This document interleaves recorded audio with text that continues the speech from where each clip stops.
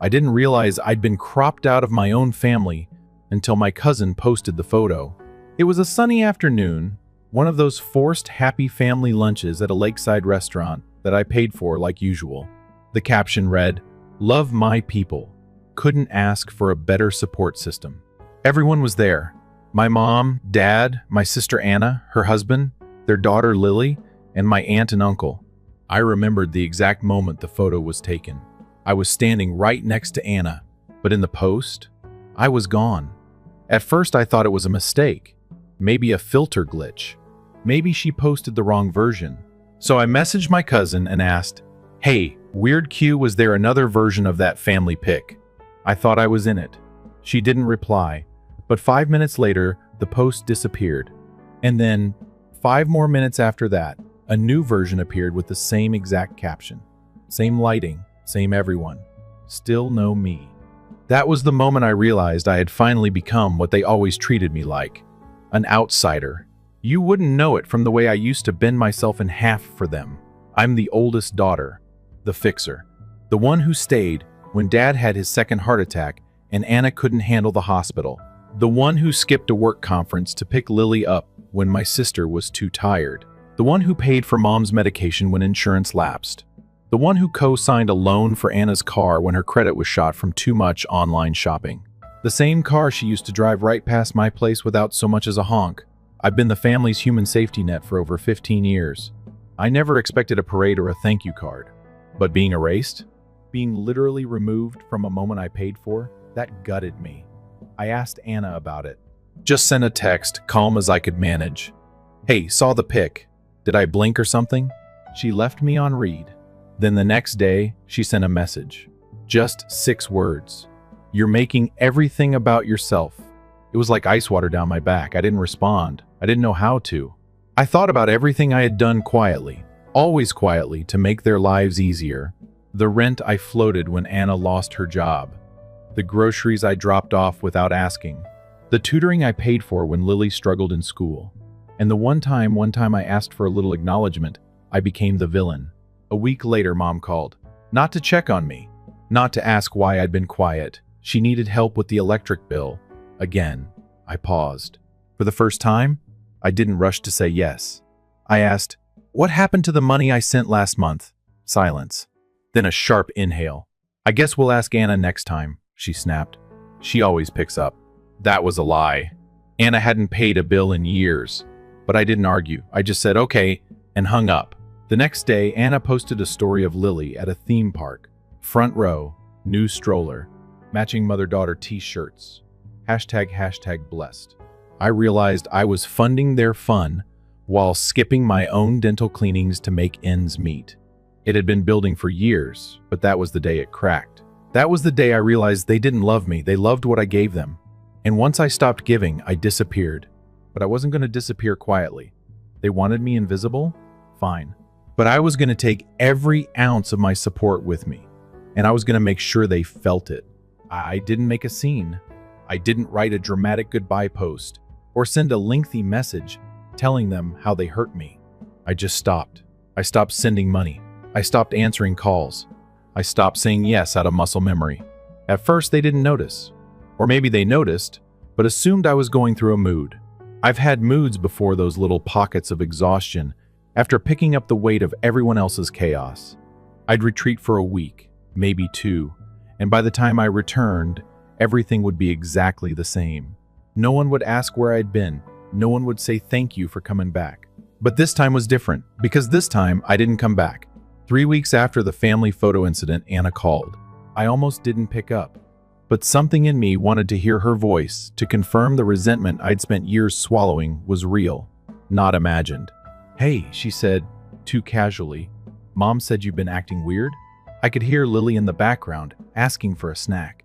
I imagined Anna sitting on her couch in those sweats I bought her last Christmas, scrolling through her phone while waiting for someone else to save her again.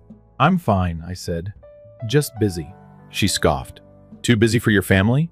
That word, it triggered something in me. The way they weaponized family like a club to the head. As if it wasn't the same family that erased me from their lives the moment I stopped being convenient. "I don't think I'm the one who forgot about family," I said quietly. There was a pause. Then her tone sharpened. If this is about that stupid photo, it's not just about the photo. Oh my God, she snapped. You are so dramatic. You always want to be the victim. That was Rich. Me? The victim? After years of silently catching their dropped responsibilities like a damn reflex? I have to go, I said. She didn't stop me. The silence that followed should have felt peaceful, but instead it was thick with the weight of invisible chains breaking. I started budgeting for myself. I canceled the auto payments to Mom's utilities. I stopped sending extra to Anna just until she gets her bonus. I even told the bank to remove me as a co-signer on her car loan. That one took some time and a headache of paperwork, but I did it. I began to feel like a person again, until the retaliation began. It started subtly. A voicemail from Mom, laced with passive aggression. Don't worry about me. I'll figure out how to pay for heat this month. I know you have better things to spend on. Then came the group chat messages, little jabs hidden under fake concern. Anna, wish we could have gone to Lily's recital, but not everyone has the luxury of dropping responsibilities like you. Mom, I miss when our family cared about each other. Aunt Janet even chimed in at one point. We all go through things, but punishing your mother isn't the answer. I didn't reply to a single one. Not because I didn't have things to say, but because I finally realized that saying them wouldn't change anything. They didn't want to understand. They just wanted me to submit again. Then it escalated. I came home one evening to find my front door slightly ajar. Nothing was stolen, but everything had been touched. Mail scattered on the floor, kitchen lights on. My laptop open on the counter on my banking page. I froze. The only people who knew my alarm code were family. I had shared it with Anna a year ago when she claimed she needed a break and asked to crash at my place. She stayed for a week, complained about the mattress, and left her dirty laundry behind like a souvenir. I changed the locks that night, installed security cameras the next day, and filed a report not because I thought the police would do anything, but because I needed a paper trail. Something to hold in my hands in case things went too far. It didn't stop them. A week later, I got an email from my boss. Anonymous complaint sent to HR accused me of embezzling company funds and exploiting a nonprofit for personal gain. It was laughable, obviously fake. I worked in finance for a clean energy nonprofit, and every cent was monitored. HR dismissed it quickly, but the sting remained. The fact that someone, likely blood-related, tried to destroy the one part of my life they didn't control. That was when the guilt calls stopped. They moved on to full-scale sabotage. Lies started spreading in the extended family. That I'd stolen money from Mom. That I had abandoned her while she was sick. That I'd turned my back on Lily during a mental health crisis. Meanwhile, Lily was fine, happy. Even she messaged me secretly on Instagram to say she missed me, that she didn't believe what her mom was saying. I told her I loved her, but I didn't reach out again. She didn't deserve to be caught in the crossfire. One night, I lay in bed staring at the ceiling fan, listening to the sound of wind outside, feeling like I'd been hollowed out. Was I really the villain? Had I become so cold that I couldn't even check in on my own mother? But then I remembered the cropped photo, the sarcasm, the theft, the smear campaign, the way they drained me until there was nothing left, and then called me selfish for needing something back. I wasn't the villain. I was just no longer the victim, and I was done playing fair. If they wanted to treat me like the enemy, then they were about to learn what I was capable of when I finally chose myself. The breaking point didn't come in a scream or a fight. It came in an email, a paper-thin PDF attachment that somehow weighed more than anything I'd carried for the past 10 years. It was from a credit agency, something about a flagged account linked to my name. I almost deleted it, assuming it was spam, but the logo looked legit. Inside was a credit application I'd apparently submitted for a home remodel loan. Except I hadn't. Anna had. She used my name, my social security number, and even my old work ID back when I was naive enough to share documents with her. When she said she was helping me apply for a business grant, the signature wasn't mine, not even close, but the bank hadn't flagged it. And now I was technically listed as the co-signer on a $25,000 loan for kitchen and bathroom upgrades. The upgrades I'd seen in the background of her Instagram stories. The new granite countertops. The clawfoot tub, she captioned #selfcare. She stole my identity. She committed fraud. And I had proof. I stared at the screen for hours, rage boiling just under my skin like lava about to breach the surface. Every sacrifice I had made, every kindness, every time I told myself family comes first, I had been feeding a parasite, and now it was trying to ruin me. That night, I didn't cry. I didn't panic. I started planning, but I knew I couldn't do it alone. And that's when Jess called. Jess is my cousin, technically Anna's cousin too, but we'd always been more like ghost siblings. Jess moved away in her 20s after what she called too many Christmases filled with screaming and control-freak drama. We drifted apart over the years, life pulling us in different directions. But she must have seen the fallout on social media, because her name lit up my phone like a spark in the dark. I answered with a flat, "Hey, I heard what they're saying," she said. "Want to talk about it?" And just like that, the dam cracked. I told her everything, how I was being iced out, how they manipulated every situation, how they tried to tank my job, break into my house, steal my name and my credit. She didn't sound surprised, just angry. "That family eats its own," Jess said. "They almost got me too." Apparently, before she left town years ago, Aunt Janet had tried to get Jess to sign over her portion of their grandmother's estate under the guise of streamlining the paperwork. Jess refused, moved out, and went no contact. It took her years to recover. "I've kept receipts," she added, literal ones, in case they ever pulled this crap again. It turns out Jess had kept screenshots, emails, and even old voice recordings of phone calls with Aunt Janet and Anna, proof of manipulation, financial schemes, and a long trail of familial abuse buried behind passive-aggressive smiles and Sunday brunches. We shared everything we had with each other, like war generals comparing battle maps. I sent her the forged loan document. She sent back a scan of an old email Anna once forwarded, one that contained my full SSN and work ID, with the subject line, "In case we need this again." I felt sick, but I also felt powerful, because now it wasn't just my word against theirs. It was evidence. We made a list, a real list, not just of what they'd done, but of what they stood to lose. The lies, the tax fraud, the informal gifts Mom collected every year from random relatives, which Jess suspected were actually stolen inheritances. The secret college fund that was supposed to be for Lily, but Jess found a trail of purchases linked to Anna's Amazon account, designer bags, a Peloton bike, expensive skincare. We weren't just dealing with emotional abuse, we were dealing with thieves. But I wanted more than justice. I wanted precision. If I was going to go scorched earth, I wanted to be surgical. Jess suggested starting small. Shake the tree, see what falls. So I made one phone call. "To the bank holding the fraudulent loan," I said. As calmly as I could, "I'd like to dispute this account. I have reason to believe it was opened using forged documentation."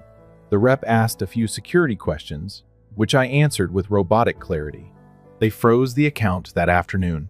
Anna called me 3 hours later. Her voice was sugar-sweet, like it always was when she was trying to manipulate me. "Hey, just wanted to check in. I feel like we haven't really talked." I didn't take the bait.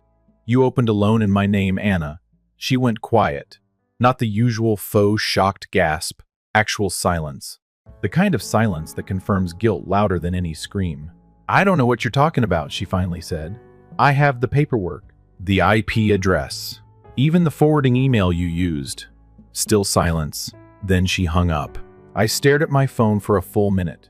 No follow-up, no apology. Just the silence of a coward. Jess was already 3 steps ahead. She drafted a summary file of everything we'd uncovered, and was working with an attorney friend to explore our options: civil charges, credit fraud filings, even tax evasion tips we could anonymously send to the IRS. But I had my own moves to make. I blocked every single family member from my phone. Then I sent one final message in the group chat. No explanations, no drama, just a link to a secure Google Drive folder. Inside every piece of evidence we had, I wrote one line underneath: "Don't ever speak to me again." They didn't reply. But over the next few days, things started unraveling faster than we expected. Aunt Janet deleted her Facebook account. Mom's pastor resigned from her church after someone just sent an anonymous tip about financial mismanagement in her community group. Anna's husband moved out. Apparently, the loan wasn't the only thing she had kept secret.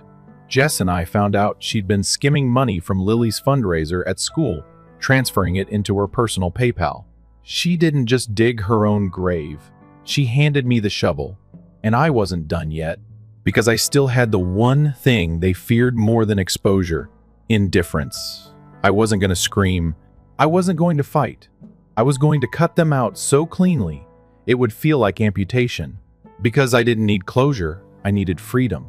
I always thought revenge would feel loud, explosive, like glass shattering or doors slamming shut. But it didn't. It felt quiet.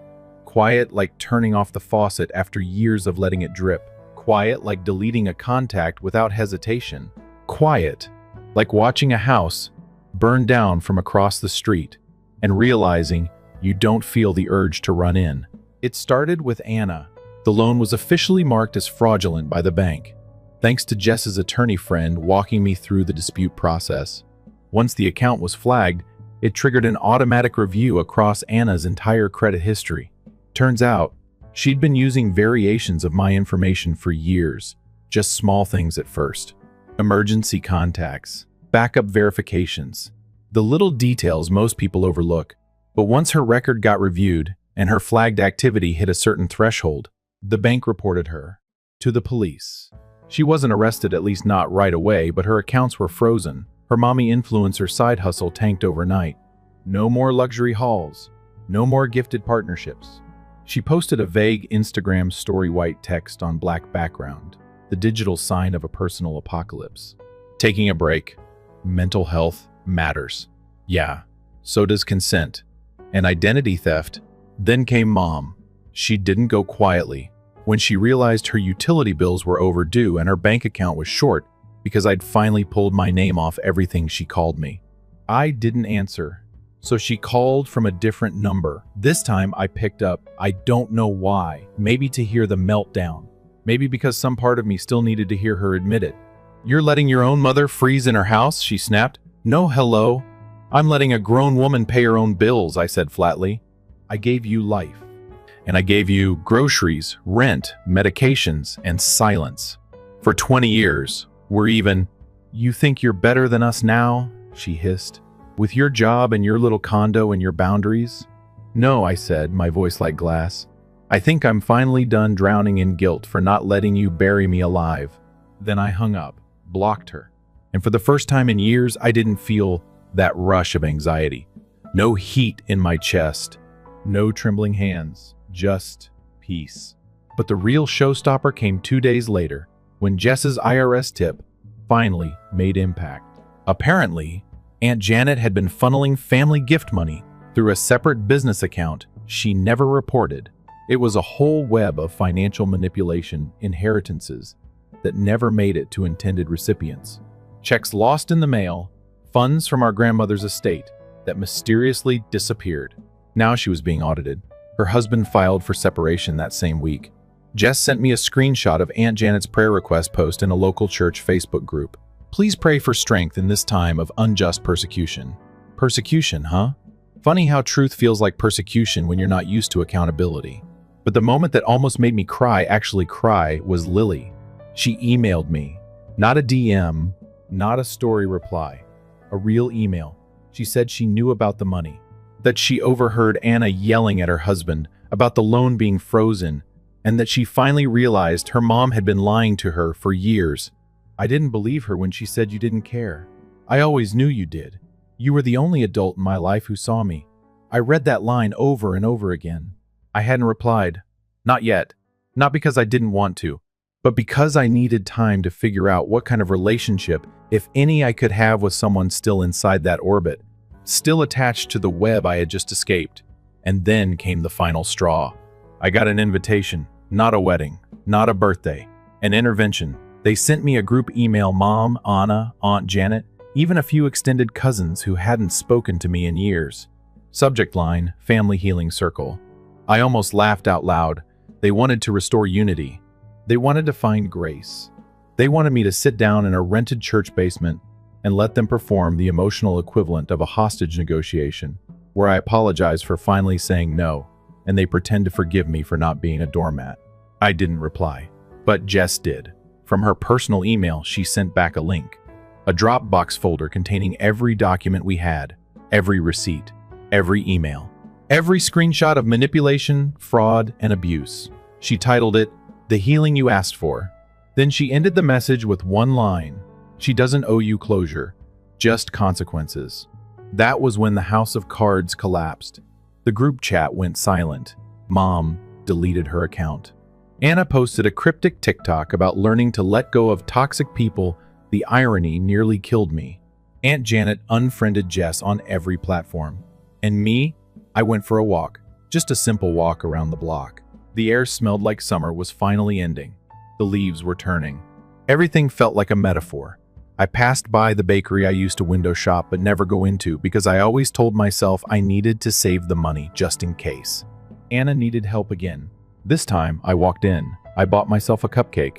Lemon poppy seed. My favorite. No reason, no celebration. Just because I could. Just because I deserved to. When I got home, I turned off my phone, put it in a drawer. Then I sat on the couch, pulled my knees up under me, and took a bite. It was sweet, tart, bright. The flavor of freedom. I used to think peace would be loud. I pictured it like some triumphant moment standing on a mountain, arms raised in victory, the toxic voices behind me silenced once and for all. But real peace? It's quiet. It's waking up and not checking your phone in a panic. It's sitting in a room and not rehearsing conversations in your head before they happen. It's silence, not because you're being ignored, but because no one is demanding anything from you anymore. It took me a while to get used to that silence. At first, it felt like an absence, like something was missing. But slowly, I realized it wasn't something missing. It was everything toxic that had finally been removed. Anna tried to come back. Of course she did. About a month after Jess dropped the bomb folder and the family group chat went dead, Anna showed up at my building. She didn't even make it to the buzzer.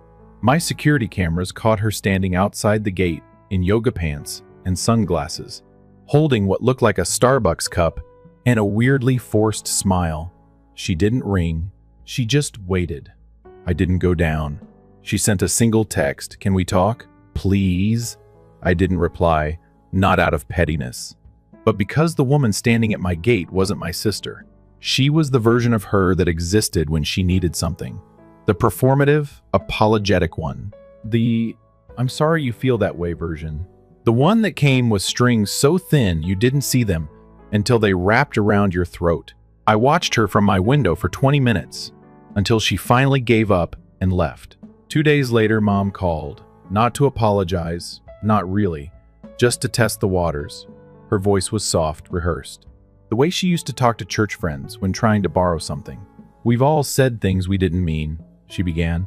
"Family fights are natural, but we're still family. We still love you." I almost believed her. That's the thing about emotional manipulation. It doesn't always come in screams. Sometimes it comes wrapped in sentimentality, in soft-spoken guilt. But I didn't flinch. "You don't love me," I said calmly. "You love what I do for you. And when I stopped doing it, you called me selfish." "That's not fair," she whispered. "It's not fair that I was paying your light bill while you were lying about me to my coworkers." She got quiet. Then came the sigh. That classic sigh. The one she used when she was the victim of someone finally drawing a boundary. It used to gut me. Used to make me fold, apologize, rush to fix whatever I'd broken. But this time, it didn't move me at all. I ended the call with a simple, "Please don't contact me again unless it's through a lawyer." She didn't call again. Some people asked if I regretted it cutting off my whole family, especially when holidays rolled around and I wasn't invited anywhere, when birthdays passed with no text, when Facebook memories reminded me of birthdays I paid for, vacations I funded, smiles I helped fake. But no, I didn't regret it. Grief isn't always about death. Sometimes you grieve the family you thought you had, the version of them you built in your head, the one you clung to every time they let you down. Letting go of that version of them that hurt. But holding on to the truth, that saved me. I started doing small things for myself. Things the first used to call luxuries that were really just basic care. I booked a therapy session, then a massage. I started journaling again, not for anyone else, not to vent, just to remember who I was before I was edited out of my own story. I redecorated my apartment, painted the walls something bright, replaced the curtains. Anna said made the place look too loud, bought the good bed sheets, the expensive olive oil, lit candles for no reason at all. I even started a savings account labeled Joy Fund. Every month, I put in a little extra. Not for emergencies, not for family drama, just for me, for joy, for a weekend trip, a class, a stupid pair of shoes I probably didn't need but wanted anyway. I wasn't healing because someone apologized. I was healing because I stopped waiting for them to. Lily messaged me again. This time I replied. I told her I loved her, that I wasn't mad at her, that she had a right to question what she'd been taught, and I'd be here when and if she wanted a relationship on her own terms. She responded with a crying emoji, then said, "You were always the adult I trusted." That line, it broke me in the best way. Not out of sadness, but out of clarity, because she saw me. Even if no one else in that family ever did. I don't know what kind of future I'll have with her, but it'll be one I build slowly, with walls made of boundaries and respect, not obligation and guilt. And if there's one thing I've learned through all of this, it's that love without respect is just manipulation in a prettier outfit. Now, I breathe deeper. I laugh louder. My phone doesn't buzz with demands. My bank account doesn't feel like a communal donation box. And my mind? It's quiet. So gloriously quiet. They still call me selfish, I'm sure. Probably say I'm bitter, cold, ungrateful. But none of them are in my life anymore. And for the first time in years, I finally feel like I can breathe. And that's enough. Story 2. My parents told me they weren't made of money when I begged them for assistance with my medical costs. I stopped giving them money for their travels after they got my brother a brand new automobile a month later. They called a year later. Help is needed to book our cruise. No hesitancy, no shame. I gave them the precise information they need. I never imagined that I would need to ask my parents for assistance. I'd always been self-sufficient. I never begged for anything from them, worked hard, and paid my own bills. I was the responsible child even as a young youngster. I worked part-time jobs, had outstanding grades, and never caused trouble. Adam, my brother, was the complete opposite, requiring assistance constantly, always finding themselves in a financial bind, always depending on our parents to save him. And they did every time. I never despised it, though. Not at all. I assumed that was the way things were. They assisted Adam more since he needed more. I didn't need it. I was getting by just fine on my own. Then I became ill. It was severe, but I don't want to get into specifics. It is not life-threatening right away, but it might get serious if left untreated. The cost of the procedure was quite high, and insurance did not cover it. I first believed I could do it by myself, despite my best efforts to make the most of my funds. Expenses continued to mount. Visits from a medication specialist. Methods. I was drowning regardless of my budget. I had no choice but to seek for aid, even if I didn't want to. I thus gave my folks a call one evening.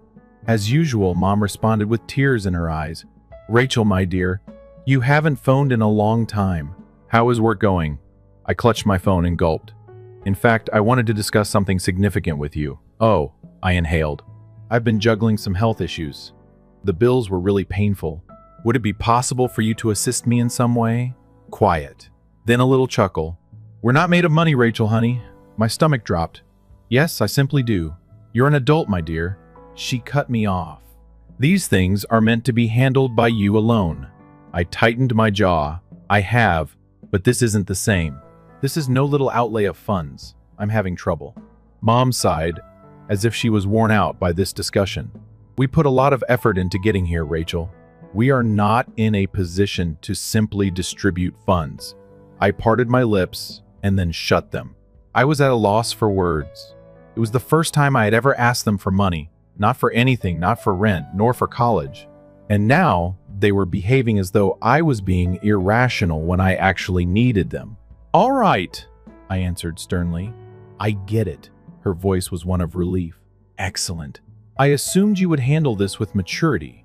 Before I could say something I would later regret, I hung up. I woke up that night and stared at the ceiling while mentally reliving the exchange. I didn't request a handout. I was not being careless. I was ill. All I needed was a little assistance. However, they had immediately shut me down. It's okay, I reassured myself. I'll work it out myself. And I did. I took on freelance work in addition to my normal job, worked extra, and reduced everything I could. It was draining. It was horrible. However, I succeeded. A month later, I learned that they had purchased a brand new vehicle for Adam. It's not a cheap automobile or a secondhand car. A brand new SUV that is loaded. Adam boasted about it in the family group chat, which is how I only found out. Adam got my new car at last. I was hooked up by my parents. My pulse was racing as I gazed at my phone. They weren't composed of cash. They had thousands to spend on a brand new automobile for Adam, but they couldn't afford to help me while I was ill. I was unable to stop myself. I immediately phoned my mother. After a few rings, she responded in a soft, indifferent voice. "What a surprise, Rachel. Have you seen the new automobile your brother got?" I tightened my jaw. Yes. I saw that she said he truly needed it without even thinking. His ancient automobile was always breaking down. He was no longer allowed to drive that piece of garbage. I had trembling hands. "So, let me clarify this. You had enough money to purchase Adam a new automobile, but not enough to help me with my medical problems," she replied, pausing in that patronizing tone she usually employed when she felt I was being irrational. "It's not the same thing, Rachel." I laughed a little, without humor. "How is it different? Since you're doing well now." "Simply," she said, "you managed it. You made it through it." Adam also required a trustworthy vehicle. Something inside of me felt, "Hurry up." To pay those bills, I had been killing myself for months. I had not. I pushed myself to the limit of my endurance. All because they claimed they were unable to provide assistance. Moreover, it had never been accurate. They simply didn't give a damn. I let out a slow breath. "What do you know? I'm done. So I hope you enjoy your new family vehicle." She let out a loud sigh. "Don't be like that, Rachel. The first mean it," I interrupted. "You obviously have money when it helps you, but I will no longer participate." She laughed. "What is the intended meaning of that?" I gave a chilly smile. "It implies that you will now be able to finance your own trips." Quiet. Then her voice took on a hint of anger. "That's unfair, Rachel." I ended the call. I was done for the first time in my life. For years, I had been paying them without question. Since they had helped me grow up, I felt like I was giving back to them. But now I understood the reality. My money was never needed by them. They simply anticipated it. I no longer sent them any money. I didn't hear much from them at first. A few passive-aggressive texts. The occasional guilt trip, but I ignored it. Then a year later, my phone buzzed with a call from my mom. I almost didn't answer, but curiosity got the better of me. I picked up. "Hello, Rachel. Hello?" she said brightly, like we were best friends. "It's been so long. How are you?" I narrowed my eyes. "I'm fine," she laughed. "Oh, excellent. Listen, your dad and I are looking at cruises for next summer, and I wanted to see if you could help us plan something pleasant." I nearly dropped my phone. I felt my blood pressure increase as I tightened my jaw. They had no shame, no hesitation. They truly expected I would just go back to paying their lifestyle, like nothing had happened. I took a deep breath, my fingers clenching on my phone. They expected me to say yes. They expected me to slide back into my previous position. But this time, I had something to say. I had something to say. But for a few long, astonished seconds, I just sat there, grasping my phone, trying to understand what I had just heard. They had spent a year ignoring me, a year acting like nothing had occurred. A year of no apologies, no acknowledgement, no attempt to mend what they had done. And now, out of nowhere, they were phoning me not to check on me, not to make things right, but to beg for money for a vacation. I let out a slow breath. I was surprised by how chilly my voice sounded. "Are you serious?" As if I had just said something amusing, Mom burst out laughing. "Of course we need some assistance choosing the best." "One, my love. You're really skilled at this type of stuff, I know that." I tightened my jaw. "Very skilled at this type of work." She was referring to the fact that I had always paid for things. I had unquestioningly handed them money for years. I had always offered to help whenever they were going on vacation since I believed that was what nice daughters did. However, they weren't made of money when I needed them. My patience snapped, and I let out a harsh sigh. "You must be joking with me." A brief hush fell. Then Mom's voice became piercing. "Please pardon me." I straightened my posture. "When I was ill, I pleaded with you for assistance. You claimed to be wealthy while I was drowning in medical costs." Her annoyance was audible in her voice. "That was a long time ago, Rachel." "A year," I said. "When I was trying to pay for treatment a year ago, you informed me you couldn't spare $1 to assist. You're phoning me now, however, assuming I'll cover the cost of your opulent voyage." She let out a loud sigh.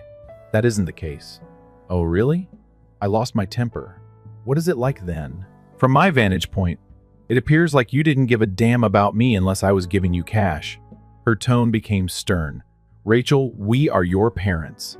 Considering all that we have done for you, you ought to desire to assist us." I laughed resentfully. "All that you have done for me." "Indeed." She lost her temper. "You were reared by us. We provided for all of your needs as a child. We now look out for one another as grown-ups. Family is like that." My stomach turned over. We look out for one another. If it hadn't been so offensive, that might have been humorous. I had never been looked after by them. Not when it was truly important. I had looked after them, and I had looked after myself. With trembling palms, I took a deep breath. "There's a reason I stopped sending you money, Mom." She laughed. "Oh." We took note. "Excellent. I meant it when I snapped. I will not give you another cent. When you got Adam a brand new automobile, you made it obvious who was important. I was struggling to pay for medical care at the time. Do you now believe that I will simply act as though it never occurred?" Quiet. Then she became cold. "I understand how things are." I waited with my jaw gritted. She responded in a disgusted tone. "You've changed, Rachel. You were such a nice daughter once." Something snapped within of me. I got up and paced the room. "No, Mother. I was a doormat once. I was once your personal ATM, and you were so accustomed to taking advantage of me that you didn't even consider abandoning me to struggle when I most needed you." A quick intake of breath caught my ear. She hung up after that. For a second, my heart was racing as I gazed at my phone. Stunned, I stood there. I thought there would be more fighting, additional manipulation. I had prepared myself for numerous texts and guilt trips. However, she had just hung up, and since I knew her, that was somehow worse. This was not the end of it. And I was correct. The text began the next day. "You're being silly, Mom. Dad, I don't know why you're behaving this way. I'm not sure what's bothering you, Rachel, but we're your parents. Mom, you deserve some respect from us. All right, if you are going to act selfishly, I will just inform Adam about your cruelty. Perhaps he will remind you of the proper behavior expected of family." I gave an eye roll. "Adam, you're exactly right." Almost immediately, he sent Adam a message. "Really, Rachel?" Mom is in tears. "You're not willing to assist them," she said. My fist tightened. She was weeping, of course. She had fabricated the narrative, of course. She hadn't explained to Adam why I had interrupted them. She had just portrayed herself as the helpless, devoted mother who was unable to see why her egotistical daughter had abruptly left her. Me? Did she also tell you that they refused to help me when I was ill, and that they weren't wealthy, then went back and purchased a brand new vehicle for you? She hadn't revealed that bit, of course, so there was no answer. With a knot in my gut, I put my phone down and locked it. I had ceased communicating with them for just this reason. They were not ashamed, no regret, unable to accept responsibility for their actions. They showed no concern for me. All that mattered to them was what I could do for them. And for the following 3 days, I had finally given up playing their game. I didn't pay attention to their messages. I had the hope that they may give up. Instead, they increased and intensified the calls. The texts continued to arrive. After that, they began phoning other people. And Susan. "I'm not sure what's going on, Rachel, but your mother phoned me crying. You won't even talk to her," she says. "What's going on? Uncle Steve?" "Rachel, your folks are having a hard time. Do you really want to treat them this way?" "Grandma, even though they're not flawless, your parents are still your parents, sweetie. They adore you." I felt like screaming. I was aware that my parents were fabricating a dramatic story in which I was the ungrateful, harsh daughter who refused to look after my poor, defenseless parents. I thought about ignoring them, But then I understood that until I forced them to stop, they wouldn't. So, I sent a last message to everyone in the family group chat. Because parents are sharing their version of events with everyone. Allow me to correct the record. When I was having trouble paying for medical care, I pleaded with them for assistance. I was informed that they were not wealthy, then purchased a brand new vehicle for Adam. They expect me to cover the cost of their cruise after ignoring me for a year. No, I said. Go ahead and block me if you believe that I am selfish. I sent it. After that, I switched off my phone. Give them that to sit with. I had finished their games. Exhaling and turning off my phone. I hoped that would be the last of it. However, my parents and others don't just accept things. They exert pressure. They get more intense. They won't relinquish power. My phone was blowing up the next morning as expected. I almost rolled my eyes as I flipped through my texts. Mom! How could you humiliate us in that way, Rachel? You just embarrassed your own family in front of everyone, Dad. Adam, I hope you feel proud of yourself. What's wrong with you? You are aware of the amount of worry you have caused them. Then more family members joined in. I'm not sure what transpired between you and your parents, Aunt Susan, but it wasn't necessary to share private information in the family conversation. Uncle Joe, even though families aren't ideal, you shouldn't break up with them for something as trivial as money. I raised your mother better than this, Grandma, my love. It must be a miscommunication. Simply speak with her. I exhaled deeply and slowly. A miscommunication. They constantly referred to it as that whenever my parents committed a terrible act. A miscommunication. A little error. They hadn't been wrong. They had decided on something. They had decided to give everything to Adam and let me suffer. Before they needed something, they had decided to ignore me for a year. They had decided to make me the bad guy when I at last asserted my rights. Furthermore, I wasn't going to reverse things because certain family members didn't appreciate the facts. I choose to disregard them. I left for work. One concentrated on myself. I went on, or I made an effort. Because my mother arrived at my flat the next day. She was standing outside the building when I noticed her on my way home from work. Crossed arms and a tense face. I came to a halt. For a moment, my heart raced. I considered simply turning around and leaving. However, I was familiar with her. She would just keep coming back if I didn't take care of things right away. I unlocked the door, straightened my shoulders, and went silently past her. He went after Rachel. I didn't look back. You're not supposed to be here. Don't be too theatrical, please. She snorted and followed me into the building lobby. We must speak. I turned to her and sighed. No, we don't. Indeed, we do. Her voice was harsh as she demanded. You made us seem bad in front of the whole family. I should be given an explanation. I laughed without humor. Well, you're entitled to an explanation. She gave a nod. Indeed. I crossed my arms. I've previously described it. Simply put, you didn't like what I said. She clenched her jaw. Why you're acting this way is beyond me. We've always had your assistance. That was the issue. They had never once assisted me, and I had always assisted them. I inhaled deeply.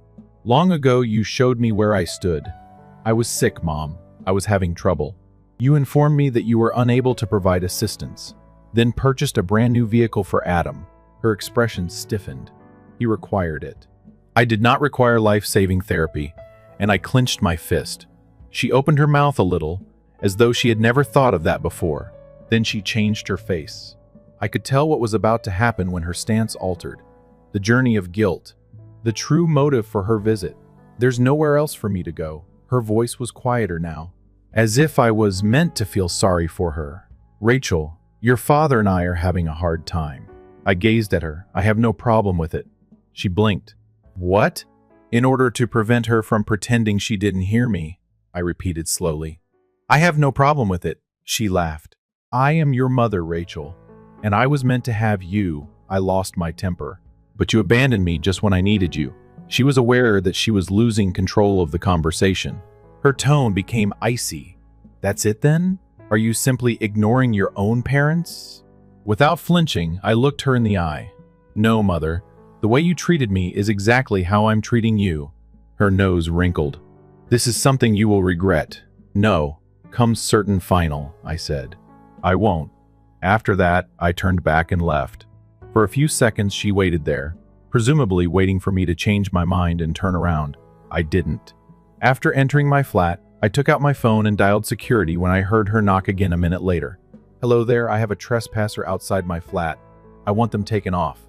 She vanished a few minutes later. I'd shut her down for the first time in my life, but I knew she wasn't finished. Because individuals like her don't stop when they lose control.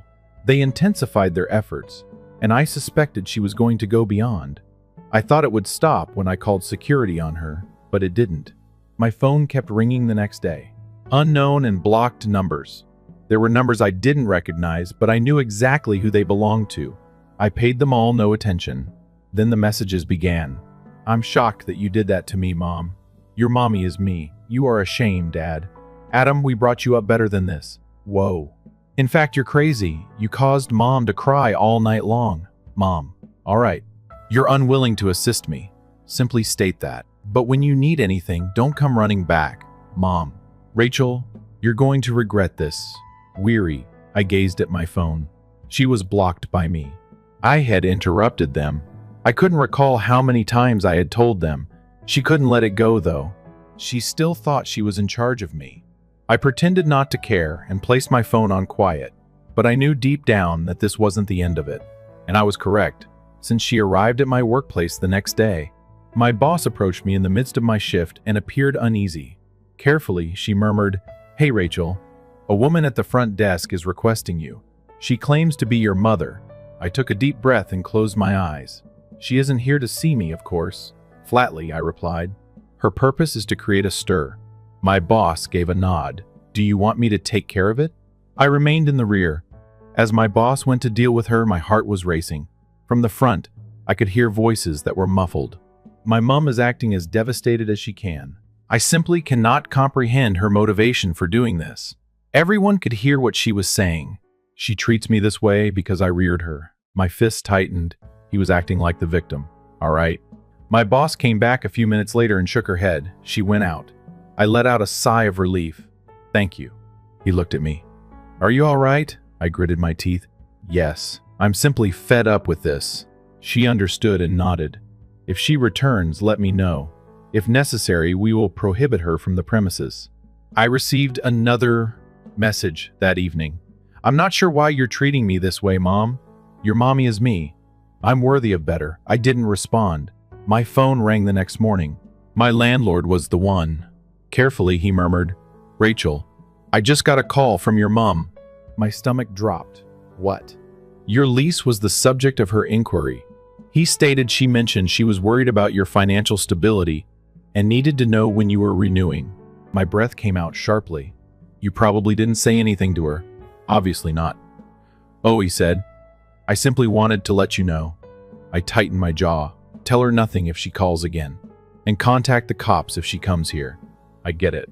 My palms trembled with anger as I hung up. He was looking for knowledge and a means to get back into my life. And I was finished? I retrieved her contact information, unblocked her, and sent her one last message. "Never again call my landlord. Never again show up at my job. I will request a restraining order if you attempt to meddle in my affairs once again. Can you comprehend me?" I saw the transmission of the message. I then blocked her once more. Adam called a few minutes later. "Furious is what I heard. Don't waste your time defending her," he sneered. "Rachel, she's your mother. I am being harassed by her." He let out a sigh. "She is in a difficult situation. All she wants to do is make things right." I laughed resentfully. "Adam, no. My goal is to continue to be used by her." "You're exaggerating." "Oh, really?" "I don't recall her being frantic to make things right while I was ill and pleading for assistance. So I lost it. She didn't contact me every day while I was having trouble paying for therapy, as I recall. But now that I've interrupted her, she feels the need to make things right." He didn't say anything. "I'm not missed by her," I said icily. "My money is missed by her." More quiet. "You're making a mistake," he whispered. "No," I said. "I'm at last acting morally." I ended the call. And I didn't feel bad about it this time. Please share your opinions on this topic in the comments section below. Story 3. I thought my sister's wedding dress was her ideal gown, so I paid for it. I discovered the next day that She had covertly given it back in exchange for money. If I hadn't passed the store the next day, I wouldn't have even realized. While running errands on my day off, I saw the boutique's window display. This was the same store where Bella had spun around in front of the mirrors, grinning when she saw herself wearing the dress I had purchased for her. I smiled as I recalled how joyful she appeared. To pay for it, I had put in extra hours, foregone holidays, and saved every last cent. She insisted on praising it and claiming it was ideal. This is worth it, I thought. On a whim, I went inside even though I had no actual reason to. I was instantly recognized by the woman behind the counter who grinned. "Oh, you must be pleased that she has discovered her true passion." I said, she said. I initially assumed she was referring to the outfit we chose. I gave a nod. Yes, she was ecstatic about it. The woman paused. Correct. I just didn't know whether she had previously informed you. I had an odd sensation in my tummy. Told me what? She returned the outfit as soon as she got back this morning. She spoke slowly. She claimed there was an emergency, so we made an exception to our regular policy of not giving refunds. It didn't make sense, so for a moment I didn't react. The words lingered in the air, but my mind was unable to connect them. She gave it back. I pushed the words out as I asked, "Did she choose a different one?" The woman looked at me bewildered. No, she simply accepted the monetary reimbursement. I was dizzy. My sister shared on social media because she was so thrilled. She had taken photos. "It was the best gift ever," she exclaimed, giving me a hug. She simply accepted the money after that. My mouth was abruptly dry, so I swallowed. "Are you certain?" "Indeed." "I took care of the reimbursement myself," she replied. We felt awful when she mentioned unforeseen costs, so we ignored it. Before I turned and left the store, I don't even recall muttering a thank you. I took my phone out with trembling hands. Still attempting to persuade myself that there must be some reason, I clicked on Bella's profile. Then her most recent post caught my attention, a boomerang video of her grinning while enjoying a cocktail, captioned "Much needed getaway." My stomach turned over. Another post with a full-body photo in a bikini at a posh resort with the beautiful ocean behind her catches my attention. Then it dawned on me. She took a trip with the money. The money was ideal for a beach getaway, but the outfit I had worked so hard to purchase wasn't nice enough to retain. I was gasping for air as I stood still on the pavement, gazing at my computer. She hugged me as I paid for the dress, and I remembered that. Her eyes were watering. She referred to me as the world's best sister. Was she lying all along? Or did she suddenly decide against it? I gave her a call. She didn't answer. I sent an SMS. "You're where?" No answer. I made an effort to remind myself not to make snap judgments. Perhaps there was a reason. Perhaps she truly needed the money for anything other than a trip. My thoughts were racing. Was this all part of her plan? Returns were only accepted for store credit at the boutique. She must have made up a complete tale, though, since she claimed it was an emergency. My sister wasn't having financial difficulties. Although neither she nor her fiancé were wealthy, they both held respectable positions. Like everyone else, she could have saved money for a trip if she had desired one. She stole my money instead. I wanted to offer her something unique, so I used the money I made working weekends, taking on extra jobs and skipping events. I didn't even know where I was headed when I started to walk. All I felt was anger. Then I recalled the residence of our parents. Perhaps she was present. It wasn't very far, and with trembling hands, I knocked on the door before I had ever considered it. My mom was shocked when she opened it. "Rita, what's the matter? Is Bella present?" Trying to speak steadily, I asked. Mom scowled. "She's on vacation, no. Did she not inform you?" Something broke inside of me. "I purchased her a wedding dress, and she told me she liked it," I said, raising my voice. "It was her ideal outfit," she told me. The next day, she returned it in exchange for money. My mother's face hardly moved. "Oh, is that the purpose of this?" She sighed as she spoke.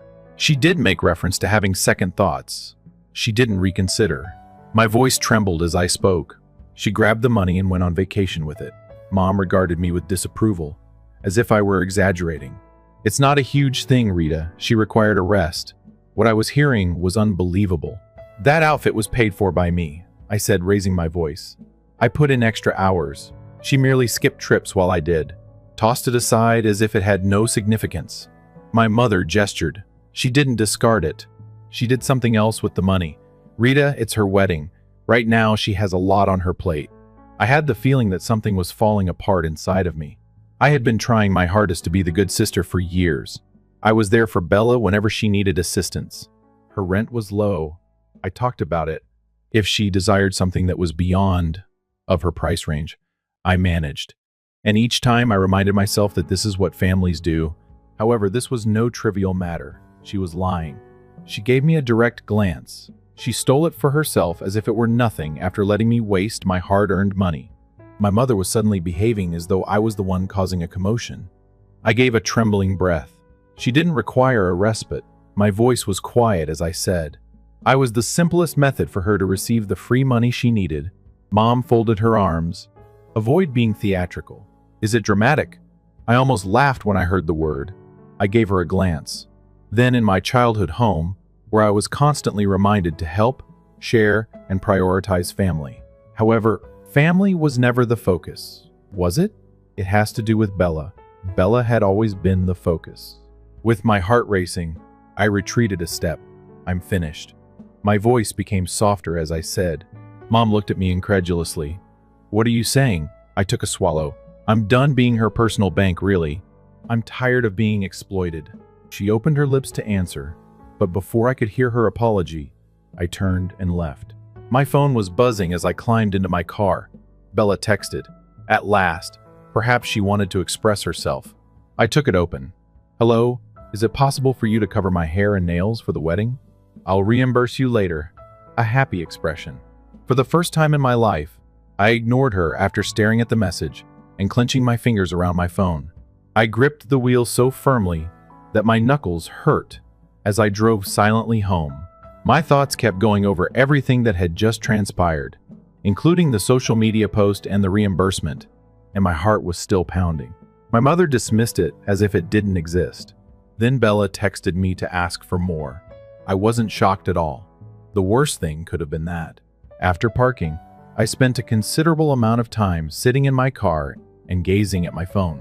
As though ignoring it would cause it to vanish, the letter remained unread beyond that initial gaze. However, it remained. I felt deep down that this was more than just the dress, so the sinking sensation in my stomach didn't help either. It was about all the times Bella had exploited me. I had been advised to simply assist her or act like a larger person each time, but I had allowed it to happen. My mother's voice was already playing in my mind. It was the same thing she often said when Bella acted selfishly. She's simply like that. I had lived my entire life with that statement in mind. Belle received the new things when we were youngsters, while I received the hand-me-downs. Since I was older, I was supposed to comprehend when we were both given allowance. She spent hers right away, and when she was left with nothing, she sobbed to our parents. I was constantly encouraged to share, act like a good sister. My parents wanted me to buy Bella everything. When I started my first job at the age of 16, babysitting for neighbors. Rita, she's too young to work. Simply get her a small gift. She then insisted on getting a car when she turned 16. Our parents came to me since they couldn't afford to buy her one. You've been employed for years, Rita. Assisting her wouldn't be harmful. That time I said no. It was one of the few occasions I had ever denied, which is why I can still clearly recall it. Bella had cried and screamed throughout her rage, complaining that it was unjust. She's your sister, my mother remarked, looking me in the eye. Do you not want her to be content? As if it were my duty, as if I were the self-centered one. Our parents took out a loan, so Bella ultimately got the automobile. When they had trouble making the payments, you know who helped? It was always that way. Bella spent. It was my responsibility to pick up the pieces after Bella made errors. Before beginning my first full-time job after college, I wanted to go on a trip with my pals. I was ecstatic since I had planned for it and saved for it. Then, for the first time, Bella made the decision to move out. He gave her a wonderful flat that she couldn't really afford, and it was far too pricey. She complained to our parents instead of finding anything that fit her budget, so they resorted to me. All she needs is a little assistance getting settled. Next year, you can go on your trip. The following year never arrived since something else happened the year after, and the year after that, and so on. After a while, I just stopped considering trips. And it wasn't just money. I was supposed to drop everything to aid Bella whenever she got into difficulties. The time she required tutoring after failing a college course. Twice a week, after my own work hours, I had to drive to her university. When she and her flatmate got into a quarrel, I let her stay at my house for months while she worked things out and paid all the additional costs without complaining. And each and every time I became irritated, I even made a suggestion that I was sick of prioritizing her. The same thing was said by my mother. She's simply like that. As though Bella's selfishness was an unavoidable aspect of life, similar to the climate. Something I simply had to come to terms with, and I did. I believed it was what family did, therefore I had accepted it for years. However, as I sit in my car and look at my phone, I at last get the courage to ask the question I had never dared to ask before. Why? Why was it my responsibility to ensure Bella never had to deal with the consequences? Why was I always the one? Why did she live freely while I had to make sacrifices, spending carelessly, traveling, enjoying myself? What made me the villain? I shakily exhaled and put my phone face down, reluctant to look at her messages any longer. The moment I dared to doubt it, I didn't feel bad for neglecting her for the first time in my life. I entered my flat, but I was unable to relax. My mind would not quit. I didn't even know what I was searching for when I took out my laptop. I got my bank statements out. I'm not sure why I hadn't done it previously. I might not have wanted to watch it. However, I began to add things up. Everything Bella has ever received from me. Pay the rent. Help out payments for cars, bills, shopping, jot sweets. When she desired something but was unwilling to pay for it herself, I had assisted with wedding deposits. The bridal gown comes next, of course. My breath caught in my throat as I gazed at the last number. It exceeded the amount I had saved. I was ill. I believed I was responsible since I had been so cautious with my money. I thought I was being clever. However, I had let hundreds to elude me. For her, she still desired more though. I closed the laptop and I told myself something I had been denying for years for the first time. I loved Bella more than she loved me. Not at all. Because there was no one being used by love. Love wasn't a giving and taking relationship. Furthermore, love wasn't thoughtlessly discarding someone else's labor and then demanding more. The next day, I realized that I had lived my entire life thinking Bella would be grateful if I simply contributed enough. However, she would never, as she was never had to. I had worked for years to ensure that she never suffered the repercussions of her behavior. Perhaps that's why she returned the outfit without hesitation. She believed that I would always be there to make things right. Now, however, I wasn't so sure now. I discovered additional texts from Bella and missed calls when I woke up the next morning. I didn't even check them the first time. I was fully aware of what they would say. Hey, can you assist me with this or anything similar? Or Rita, I must have, constantly in need, always taking. However, I wasn't in the mood to be guilty about anything this time. After getting up and making myself some coffee, I sat at the kitchen table and stared at my phone as if it were a test. I wasn't going to feel it for once. At last, I opened the mails. Bella, you phoned, I saw. What is going on? My call the previous day had gone unanswered by her. Can you assist me with the cost of my hair and makeup trial, Bella? It costs more than I anticipated. Bella, Rita. Then Bella an hour later. Are you really not paying attention to me? Then there was a missed call.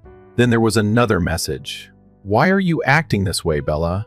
I inhaled deeply. Then I typed precisely what I was thinking for the first time in my life. Me? Bella, I am not paying for anything else. That clothing is the result of a lot of labor, and you used it to pay for your trip. I'm finished. The message was sent. Setting my phone aside, I waited. The dots appeared in less than 1 minute. Bella, are you really upset about that, OMG? I tightened my jaw. I simply had second thoughts about the dress. Bella, I didn't really throw away the money. You took it on a journey. Me. Bella, what the heck? It's my wedding and I needed the vacation. I should have the freedom to choose what matters to me. I gazed at the text, the blatant sense of entitlement. Not a trace of guilt was present. I pushed myself not to explain and drew a trembling breath. not to defend my emotions. Me? You didn't have that money to spend. I won't give you any more either. Quiet. And then there was another missed call. Then there was another message. Bella, whoa. It's unbelievable that you're behaving in this way over a ridiculous garment. At that point, I felt certain that I was making the proper choice. After setting my phone to quiet, I prepared for the day. My mother called a few hours later. I considered ignoring it, but decided to pick it up as I assumed she would simply keep trying. She let out a huge sigh without even saying hello. What's going on between Bella and you, Rita? Already tired, I closed my eyes. Even though she is quite distressed, she is fully aware of what is happening. Excellent. Flatly, I replied. Mom let out a gasp as if I had just broken the law. Rita? Is that your sister? She claims that you are not going to assist her with the wedding at this time. Is that accurate? It nearly made me chuckle, refusing to assist. I have got her address, Mom, but she used the money to buy herself something else. I've accomplished enough. I just changed my mind, she said. Then, before collecting my money, she ought to have informed me. I lost my temper. She told a falsehood. She gave me a direct glance and gave me the impression that I was doing her a favor. Instead, she took the money and rushed to the beach. On the other end, there was stillness. Then my mom sighed once again. You are aware of her personality, the phrase. That terrible, angry sentence. My hands began to tighten into fists. Mom, you know what? I no longer give a damn. I spoke firmly. Steady. I'm not her. I will no longer prioritize her above myself. I'm finished. Like a toddler having a tantrum, my mother snapped her tongue. So you're just going to discipline her for a single infraction? I gave a harsh chuckle. One error. Do you hear yourself, Mom? This is what she has done throughout her life. You also consistently stand up for her. She's your sister, she reiterated as if that would explain everything. Then perhaps she ought to begin behaving as such. Quiet. Then a voice that was considerably colder. Don't expect her to assist you in times of need if you don't assist her. My breath nearly caught in my throat. Assist me. When was the last time Bella assisted me? Then I discovered that my mother genuinely thought Bella had been the victim in this case. As if it were cruel of me to not give her more money. As if Bella were the victim of abuse. Something clicked into place inside of me. This would never be different. My parents would always stand up for Bella, regardless of what she did or how much I contributed. It would never be sufficient, but I was no longer required to comply. I let out a slow breath. Mom, I hope she has a wonderful wedding, but I won't be footing the bill. I then hung up. My chest felt lighter, yet my hands were trembling. I had established a boundary for the first time in years, and for the next 3 weeks, I wasn't going to back down. Bella continued to pretend that nothing had occurred. She texted casually. In memes, he tags me. She then changed her strategy and tried to blame me. Bella, I wish you would quit being so angry. Right now, I need my big sister. I didn't answer. Then the rage came back. Bella, whoa.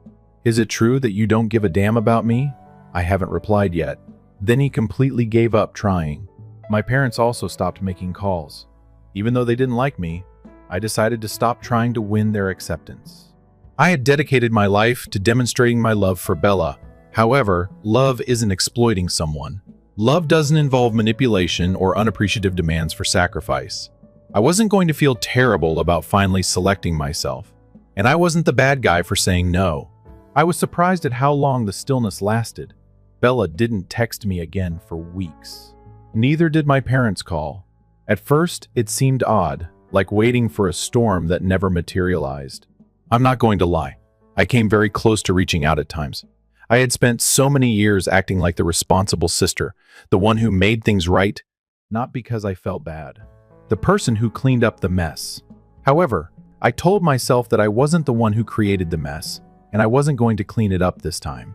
My cousin Lena then contacted me around a month before to the wedding.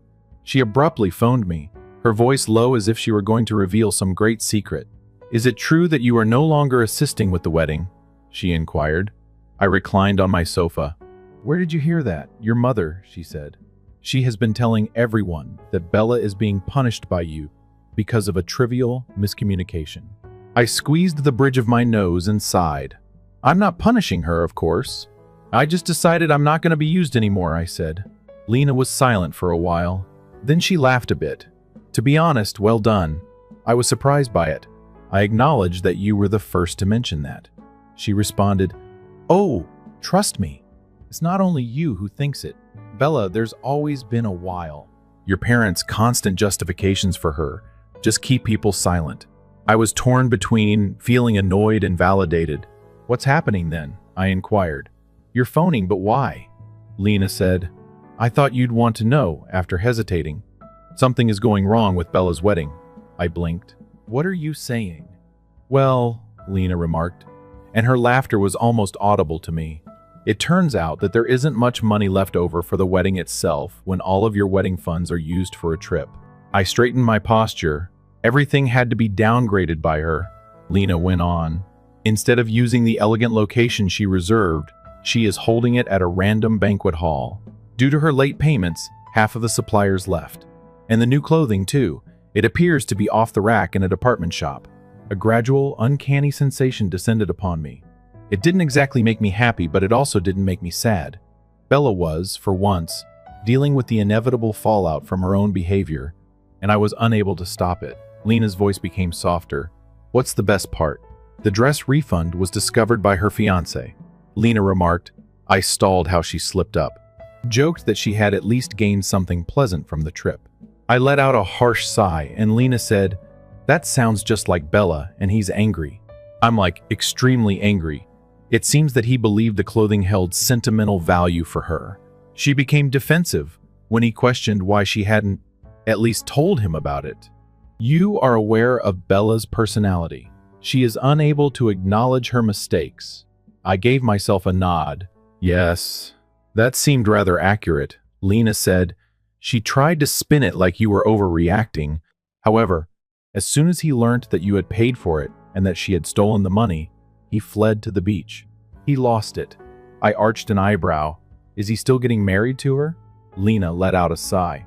I'm not sure, but it seems like they're arguing often these days, and your mom is trying to hide it because she feels ashamed. I truly paused at it. My mother felt ashamed. I had always been assured that Bella was innocent, that she was simply reckless or impetuous, or that she required more assistance. However, now that others were observing her behavior, it was clear what it was. My mother was taking her time defending her, perhaps because she finally understood what I had known all along. Bella was not a slacker. She acted carelessly. She didn't act on impulse. She was self-centered. She also didn't require assistance. She anticipated it. She was now experiencing what life was like when she had to deal with the repercussions on her own. Now that no one was coming to her aid to make things right. Will you attend the wedding? Lena inquired. I considered it. Even though I hadn't RSVP'd yet, I knew the answer. No, I answered plainly. Lena blew a whistle. You're truly done, I thought, grinning a bit. I acknowledged that it was true and answered, Yes, I am. According to what I've heard, the wedding was a complete failure. Not in an explosive, dramatic manner. It's just disappointing. Bella's dream of a glamorous, magazine-worthy wedding never came to pass. The extravagant decor she spoke about, the fairy tale setting, and the designer outfit were all taken away from her. At least not yet. Her fiancé remained with her. However, some said that they didn't talk much at the reception. He appeared Bella, tight and unhappy. In other words, she received precisely what she paid for, or more precisely, what she failed to pay for. The murmurs began at once. I assumed she had a reservation at this large, upscale location. Why does the food appear so inexpensive? Rita purchased her outfit, didn't she? How did it end up? It found out that people notice when things abruptly go apart because you had centered your entire identity around making everything appear flawless. And I wasn't left frantically trying to repair things for once. Bella sent me one final text after the wedding. Bella, it's unbelievable that you didn't arrive. You truly don't give a damn about me, do you? I spent a lot of time looking at the message. Then I answered at last, Me? I stopped allowing you to take advantage of me because I cared about you. That type of love simply doesn't appeal to you. I sent it. She didn't respond. Perhaps she finally understood what I meant. Perhaps she was simply too preoccupied with cleaning up the mess she had created. In any case, It was no longer my issue, and I felt utterly, blissfully free for the first time in my life.